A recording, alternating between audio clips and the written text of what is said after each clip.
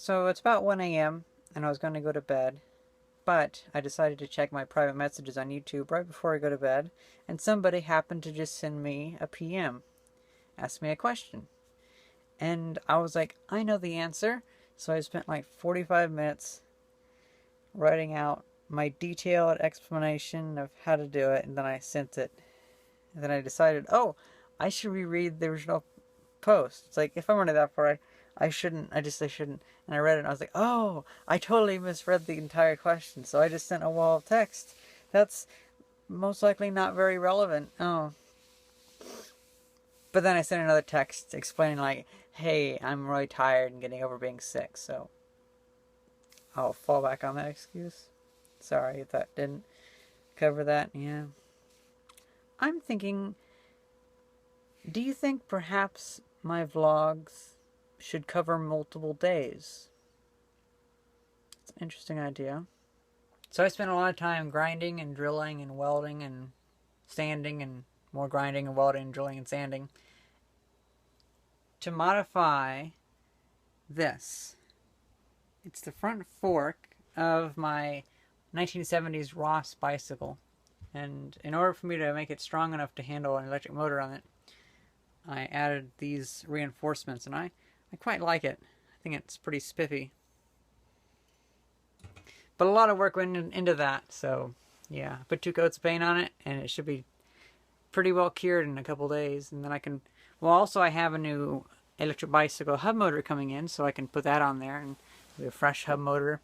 Although the hub motors have lasted me like, the one that I had out in California took me about 6,000 miles or so before it, well, it didn't even really have any issues.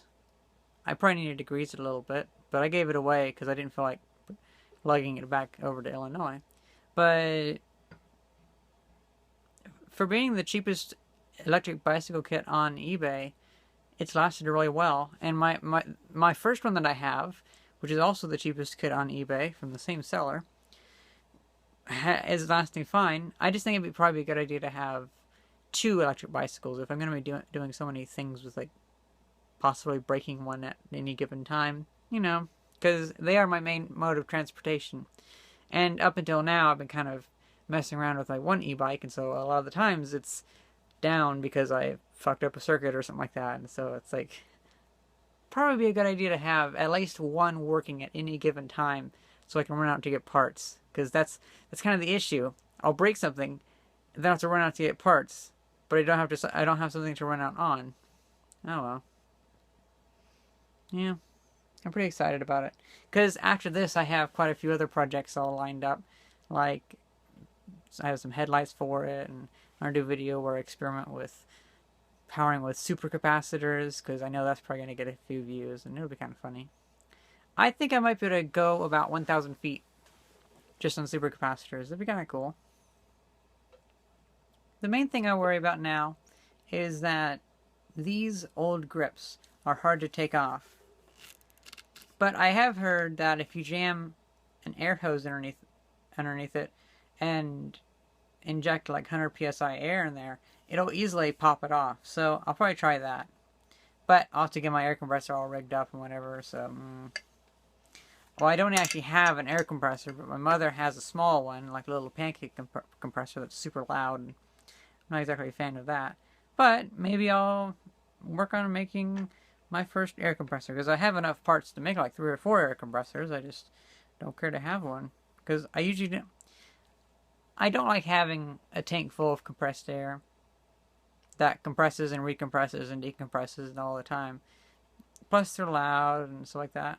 Yeah, because I'm not a huge fan of power tools in general.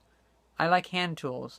Now, certain things like a drill is wonderful, but if it's a small thing, I would rather have a hand drill.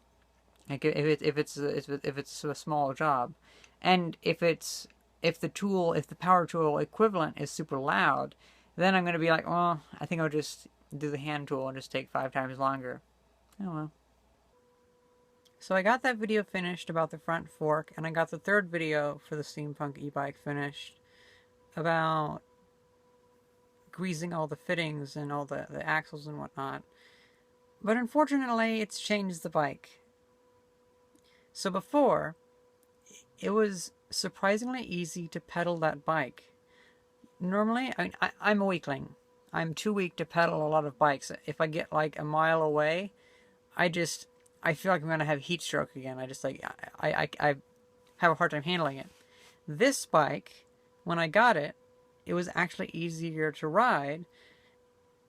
So I started going on more bike rides without electric on it, and I was thinking I might not electrify this bike, and that way I can start riding it around, because I started doing it to where about 2 or 3 times a week I would ride it like the mile or so to the post office and back, and that was nice.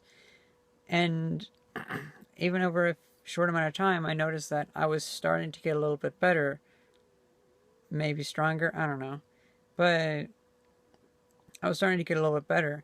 But now that I've greased the bearings and everything, it's really hard to pedal again, just like every other fucking bike. And I went like 1,000 feet, and I was like, felt like I was gonna pass out, and was really lightheaded and whatnot. It's like, fuck, really?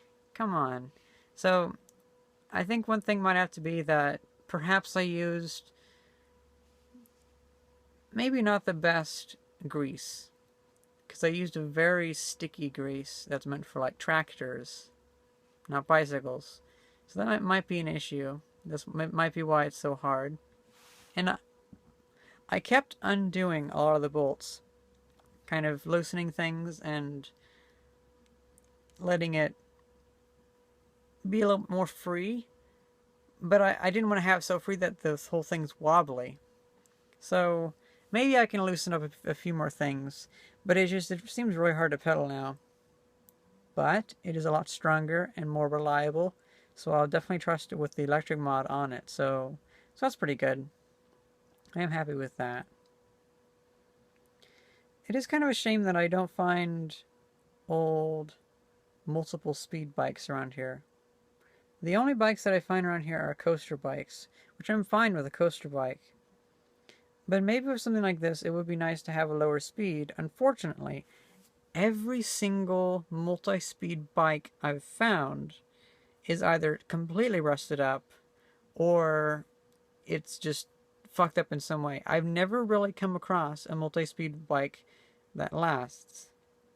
And like my mom and dad have, I think that they've both gotten multi-speed bikes before, and within like a year there's some issue with them, and they can't ride them anymore, or you have to find the part or something like that.